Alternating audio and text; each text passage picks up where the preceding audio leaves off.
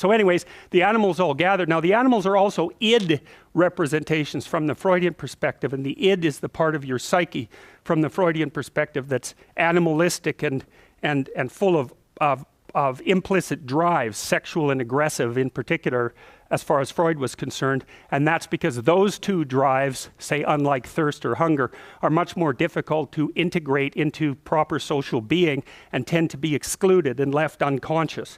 And so a lot of Freudian psychology, and I would say psychology in general, is focused on the integration of sexual impulses and aggressive impulses into the psyche.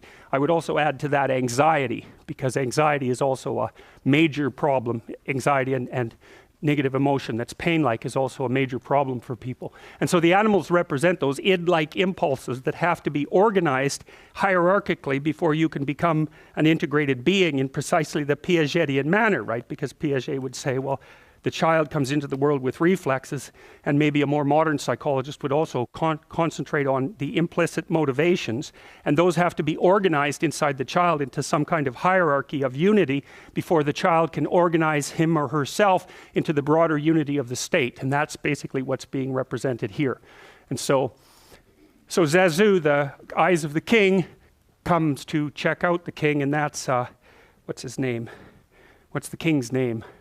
Mufasa, yeah, and he's a very regal-looking person, lion, and he stands up straight and tall, and that means that he's high in serotonin, because serotonin governs postural flexion, and if you're dominant and near the top of hierarchies, you tend to expand so that you look bigger than you could if you shrunk down. And so if you're a low dominant person, you wander around like this so that you look small and weak, and you don't pose a threat to anybody. But if you're at the top, you expand yourself so that you can command the space, and that's why he has that particular kind of regal posture. And if you look at his facial expression, you see that it's quite severe.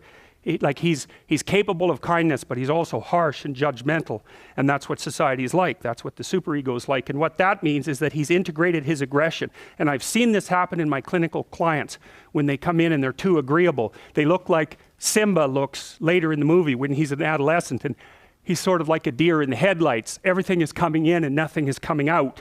But when the person integrates their shadow and gets the aggressive part of themselves integrated into their personality, their faces harden. And if you look at people, you can tell, because the people who are too agreeable look childlike and innocent, and the people who, well, a hyper-aggressive person will look, mean and cruel. But let's see if that's good. That's still working. So, but I've seen people's face change